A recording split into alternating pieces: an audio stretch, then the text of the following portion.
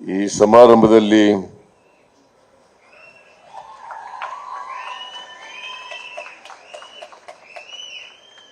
ಈ ಕ್ಷೇತ್ರದ ಶಾಸಕರು,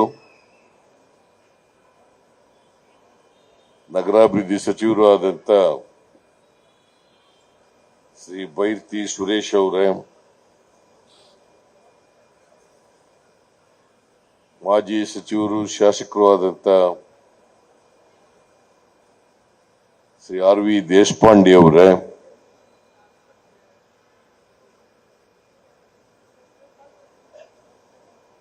ಈ ಕ್ಷೇತ್ರದ ಮಾಜಿ ನಗರ ಪಾಲಿಕೆ ಸದಸ್ಯರಾದಂತ ಆನಂದ್ ಕುಮಾರ್ ಅವರೇ,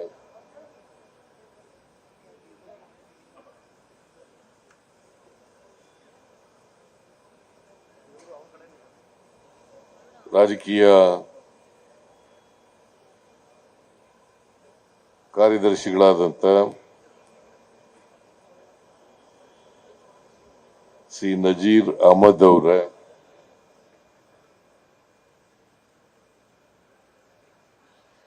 ಈ ಭಾಗದ ಜಿಲ್ಲಾ ಕಾಂಗ್ರೆಸ್ನ ಅಧ್ಯಕ್ಷರಾದಂತ ವಾಜೀದ್ ಅವರೇ, ಶ್ರೀ ಬಾಲಾಜಿ ಅವರೇ, ಬ್ಯಾಪ್ಟಿಸ್ಟ್ ಆಸ್ಪತ್ರೆಯ ನಿರ್ದೇಶಕರಾದಂತ ಶ್ರೀ ಫರ್ಜನ್ ಅವರೇ,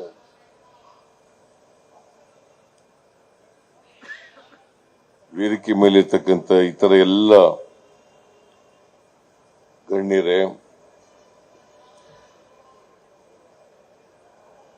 ಈ ಆಸ್ಪತ್ರೆಯಲ್ಲಿ ಕೆಲಸ ಮಾಡತಕ್ಕಂಥ ಎಲ್ಲ ಡಾಕ್ಟರ್ಗಳೇ, ಶುಶ್ರೂಷಕಿಯರೇ, ಇತರ ಎಲ್ಲ ಸಿಬ್ಬಂದಿ ವರ್ಗದವರೇ, ಮತ್ತೆ ಇಲ್ಲಿ ಆಗಮಿಸಿರ್ತಕ್ಕಂಥ ಎಲ್ಲ ಆತ್ಮೀಯ ಸೋದರ ಸೋದರಿಯರೇ, ಮಾಧ್ಯಮದ ಗೆಳೆಯರೇ, ಇವತ್ತು ಬ್ಯಾಪ್ಟಿಸ್ಟ್ ಆಸ್ಪತ್ರೆಯಲ್ಲಿ ಕ್ಯಾನ್ಸರ್ ಕಾಯಿಲೆಯನ್ನ ಟ್ರೀಟ್ ಮಾಡತಕ್ಕಂಥ ಲೀನಿಯರ್ ಆಕ್ಸಿಲರೇಟರ್ ರೇಡಿಯೇಷನ್ ಥೆರಪಿ ಇದರ ಸೇವೆಯನ್ನ ಉದ್ಘಾಟನೆ ಮಾಡಿದ್ದೇವೆ.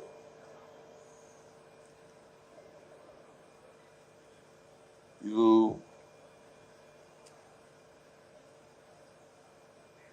ಕ್ಯಾನ್ಸರ್ ಪೇಷಂಟ್ಗಳಿಗೆ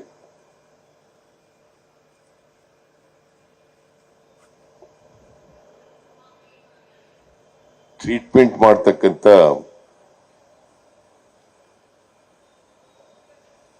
ಆಧುನಿಕ ಮಿಷಿನ್ ಇದು. ನನಗೆ ಫರ್ಜನ್ ಅವರು ಹೇಳಿದರು, ಬೆಂಗಳೂರು ನಗರದಲ್ಲಿ ರಾಮಯ್ಯ ಹಾಸ್ಪಿಟಲ್ ಇದೆ, ಅದಾದ್ಮೇಲೆ ಬ್ಯಾಪ್ಟಿಸ್ಟ್ ಆಸ್ಪತ್ರೆಯಲ್ಲೇ ಇರೋದು ಈ ಮಿಷಿನ್. ಬಹಳ ಸಂತೋಷ. ಅತ್ಯಾಧುನಿಕ ಮಿಷಿನ್ ಅನ್ನ ಪಡ್ಕೊಂಡು ಕ್ಯಾನ್ಸರ್ ಪೇಷಂಟ್ಗಳಿಗೆ ಅದರ ಟ್ರೀಟ್ಮೆಂಟ್ ಅನ್ನ ಕೊಡ್ತಾ ಇರ್ತಕ್ಕಂಥದ್ದು it's A most advanced treatment as far as the cancer disease is concerned. Hello? Radiation. Vikarna.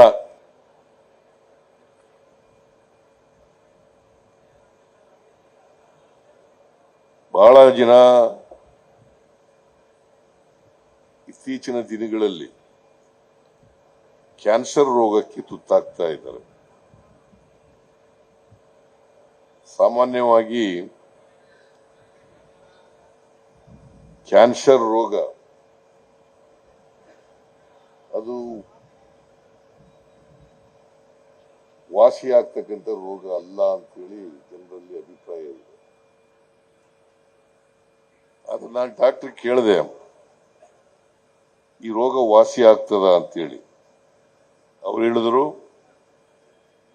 Initial stage ನಲ್ಲಿ ಡಯಾಗ್ನೈಸ್ ಆದರೆ ಸಾಧ್ಯ ಇದೆ ಅಂತ ಕೇಳ್ತೀವಿ. ಅನೇಕ ಜನ ಕ್ಯಾನ್ಸರ್ ರೋಗ ಬಂದಿದ್ದವರು ವಾಸಿಯಾಗಿರ್ತಕ್ಕಂಥ ನಿದರ್ಶನಗಳಿದಾವೆ. ನಮ್ಮ ಕ್ರಿಕೆಟ್ ಪ್ಲೇಯರ್ ಯಾರವರು, ಯುವರಾಜ್ ಸಿಂಗ್, ಅವ್ರಿಗೆ ಕ್ಯಾನ್ಸರ್ ಬಂದಿತ್ತು ಅಂತ ಪತ್ರಿಕೆಯಲ್ಲಿ ಓದಿದ್ದೇನೆ. ಆಮೇಲೆ ಟ್ರೀಟ್ಮೆಂಟ್ ಮಾಡಿದ್ಮೇಲೆ ವಾಸಿ ಆಯಿತು. ಸೊ ಅದರಿಂದ ಈ ಕಾಯಿಲೆಯನ್ನ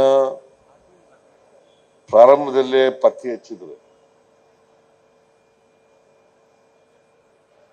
I hope that you all understand Kannada.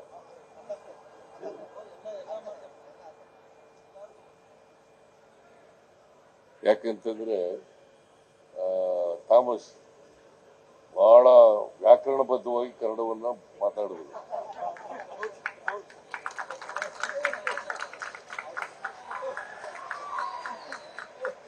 ಕನ್ನಡಿಗರು ಕೂಡ ಬಹಳ ಕಡಿಮೆ ಆತರ ಮಾತಾಡೋದು ವ್ಯಾಕರಣಬದ್ಧವಾಗಿ.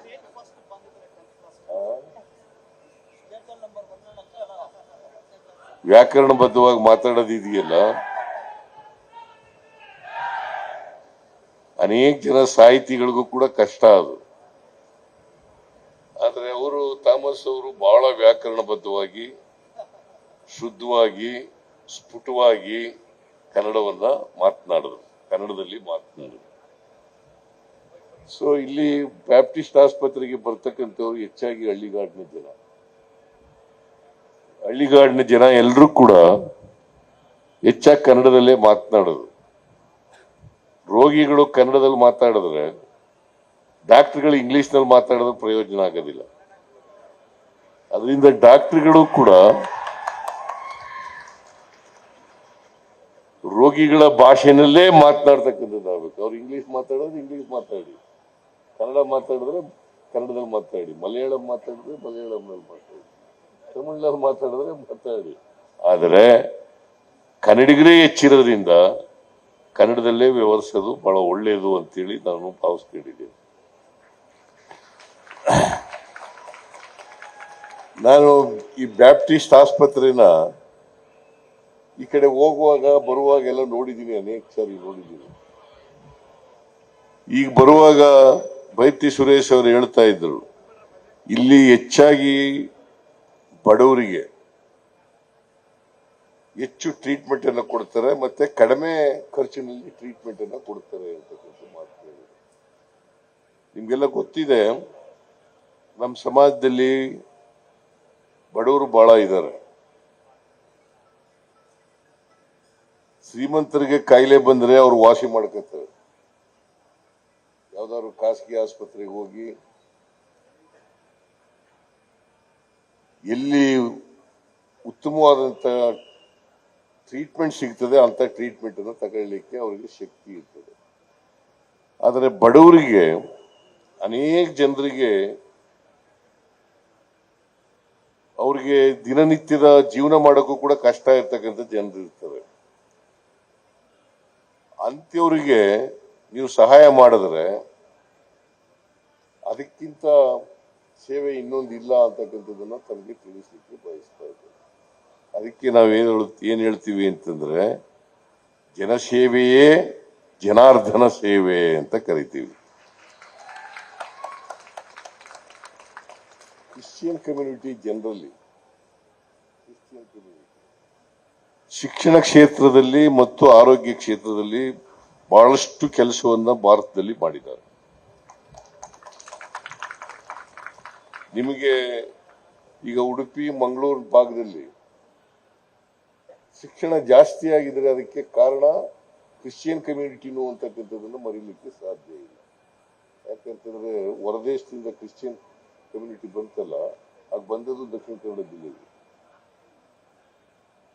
ಆ ದಕ್ಷಿಣ ಕನ್ನಡ ಜಿಲ್ಲೆಯಲ್ಲಿ ಬಂದು ಎಜುಕೇಶನ್ ಇನ್ಸ್ಟಿಟ್ಯೂಷನ್ಸ್ ನ ಜಾಸ್ತಿ ಪ್ರಾರಂಭ ಮಾಡಿದ್ರು. ಆ ಪ್ರಾರಂಭ ಮಾಡೋದ್ರಿಂದ ಎಲ್ಲರಿಗೂ ಶಿಕ್ಷಣ ಸಿಗ್ಲಿಕ್ಕೆ ಸಾಧ್ಯ ಆಯ್ತು. ಯಾಕಂದ್ರೆ ನಮ್ಗೆಲ್ಲ ನಿಮಗೆ ಗೊತ್ತಿದೆ ಏನೋ ಗೊತ್ತಿಲ್ಲ, ಭಾರತೀಯ ಸಮಾಜದಲ್ಲಿ ಬಹುಸಂಖ್ಯಾತ ಜನ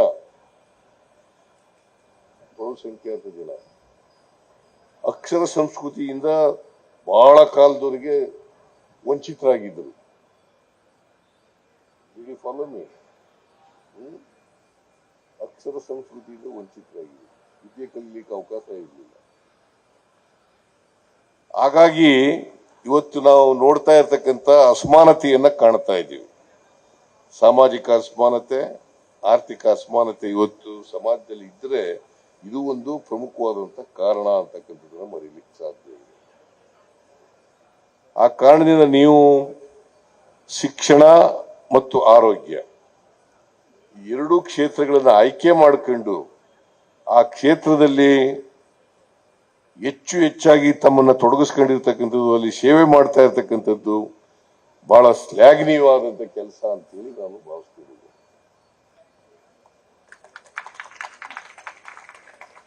ಮತ್ತೆ ಅಡ್ವಾನ್ಸ್ಡ್ ಟ್ರೀಟ್ಮೆಂಟ್, ಅತ್ಯಾಧುನಿಕ ಆ ಟ್ರೀಟ್ಮೆಂಟ್ ಅನ್ನು ಕೊಡ್ತಾ ಇದ್ದೀರಲ್ಲ ಕ್ಯಾನ್ಸರ್ ರೋಗಿಗಳಿಗೆ, ಬಹಳ ಸಂತೋಷ. ಅನೇಕ ಜನ ಈ ಶಮನ ಆಗ್ತದೆ. ಬಹಳ ಜನರಿಗೆ ಲೇಟರ್ ಸ್ಟೇಜ್ ನಲ್ಲಿ ಗುರ್ತಾದ್ರೆ, ಕಾಯಿಲೆ ಪತ್ತೆಯಾದ್ರೆ ಅದನ್ನ ಮುಂದೂಡ್ಲಿಕ್ಕೆ ಸಾಧ್ಯ ಆಗ್ತದೆ. ಅದು ಬೆಳೆದ ರೀತಿಯಲ್ಲಿ ನೋಡ್ಕೊಳ್ಳಿಕ್ಕೆ ಸಾಧ್ಯ ಆಗ್ತದೆ. ರೋಗ ಬಲವಾಗ್ಲಿಕ್ಕೆ ಅದನ್ನ ತಗ್ಗಿಸ್ತಕ್ಕಂಥದಕ್ಕೆ ಪ್ರಯತ್ನವನ್ನು ಮಾಡಬೇಕಾಗ್ತದೆ. ಅದಕ್ಕೆ ಈ ರೇಡಿಯೇಷನ್ ಥೆರಪಿ ಸರ್ವಿಸ್ ಇದೆಯಲ್ಲ, ಅದು ಬಹಳ ಒಳ್ಳೆಯದು ಅಂತೇಳಿ ನಾನು ಭಾವಿಸ್ಕೊಂಡಿದ್ದೇನೆ. ನೀವು ಇನ್ನೂ ಹೆಚ್ಚು ಈಗ ಹೇಳಿದ್ರು, ಬೈತಿ ಸುರೇಶ್ ಹೇಳಿದ್ರು, ಸರ್ಕಾರಿ ಆಸ್ಪತ್ರೆ ತರನೇ ಇದು ಕೆಲಸ ಮಾಡ್ತಾ ಇದೆ. ಖಾಸಗಿ ಆಸ್ಪತ್ರೆ ಆಗುತ್ತೆ, ಸರ್ಕಾರಿ ಆಸ್ಪತ್ರೆ ತರನೇ ಕೆಲಸ ಮಾಡ್ತಾ ಇದೆ ಅಂತ ಹೇಳಿ. ಅದರ ಅರ್ಥ ಸರ್ಕಾರಿ ಆಸ್ಪತ್ರೆಗೆ ಹೆಚ್ಚಾಗಿ ಬಡ ರೋಗಿಗಳು ಬರತಕ್ಕಂಥದ್ದು. ಶ್ರೀಮಂತ ರೋಗಿಗಳೆಲ್ಲ ಖಾಸಗಿ ಆಸ್ಪತ್ರೆಗೆ ಹೋಗೋದು. ನಾವು ಸರ್ಕಾರಿ ಆಸ್ಪತ್ರೆಗೆ ಹೋಗೋರು ಬಹಳ ಕಡಿಮೆ ಅಲ್ವೇನ್ರಿ? ವಾಜಿದ್, ನೀವು ಖಾಸಗಿ ಆಸ್ಪತ್ರೆಯನ್ನ ಸರ್ಕಾರಿ ಆಸ್ಪತ್ರೆಯಲ್ಲಿ ಬಡವರಿಗೆ ಸಿಗ್ತಕ್ಕಂಥ ಸೌಲಭ್ಯ, ಆರೋಗ್ಯ ಸೌಲಭ್ಯನ ಒದಗಿಸ್ಕೊಡ್ತಾ ಇರ್ತಕ್ಕಂಥದ್ದು ನಿಜಕ್ಕೂ ಶ್ಲಾಘನೀಯ. ಇಲ್ಲಿರ್ತಕ್ಕಂಥ ಎಲ್ಲ ಡಾಕ್ಟರ್ಗಳಿಗೆ, ಎಲ್ಲ ನರ್ಸ್ಗಳಿಗೆ, ಎಲ್ಲ ಶುಶ್ರೂಷಕಿಯರಿಗೆ ನಾನು ಧನ್ಯವಾದಗಳನ್ನ ಹೇಳಲಿಕ್ಕೆ ಬಯಸ್ತಾ ಇದ್ದೇನೆ. ಇದು ಹೀಗೇನೆ ಮುಂದುವರಿಸ್ತಕ್ಕಂಥ ಕೆಲಸವನ್ನು ಮಾಡಿ. ನಮ್ಮ ಸರ್ಕಾರ ನಿಮಗೆ ಎಲ್ಲ ರೀತಿಯ ಸಹಕಾರವನ್ನ ಕೊಡ್ತದೆ ಅಂತಕ್ಕಂಥ ಮಾತುಗಳನ್ನ ಹೇಳಲಿಕ್ಕೆ ಬಯಸ್ತೇನೆ. ಆಗ್ಬೋದಾ? ಅದರಿಂದ ಈ ಲೀನಿಯರ್ ಆಕ್ಸಿಲರೇಟರ್ ರೇಡಿಯೇಷನ್ ಥೆರಪಿ ಇದನ್ನ ಅತ್ಯಂತ ಸಂತೋಷದಿಂದ ಉದ್ಘಾಟನೆ ಮಾಡಿದ್ದೀನಿ. ಇದರ ಸೇವೆ ಬಡವರಿಗೂ ಕೂಡ ದೊರಕಲಿ, ಬಡ ರೋಗಿಗಳಿಗೂ ಕೂಡ ದೊರಕಲಿ ಅಂತಕ್ಕಂಥ ಆಶಯವನ್ನು ವ್ಯಕ್ತ ಮಾಡಿ ಈ ಬ್ಯಾಪ್ಟಿಸ್ಟ್ ಆಸ್ಪತ್ರೆಯ ಎಲ್ಲರಿಗೂ ಕೂಡ ಧನ್ಯವಾದಗಳನ್ನು ಹೇಳಿ, ನಿಮಗೆಲ್ಲ ನಮಸ್ಕಾರಗಳನ್ನು ಹೇಳಿ ನಾನು ಮಾತು ಮುಗಿಸ್ತೇನೆ. ಜೈ ಹಿಂದ್, ಜೈ ಕರ್ನಾಟಕ. ನ್ಯೂಸ್ ಫಸ್ಟ್, ನಿರ್ಭೀತಿಯಿಂದ ನಿಮ್ಮ ಪರವಾಗಿ.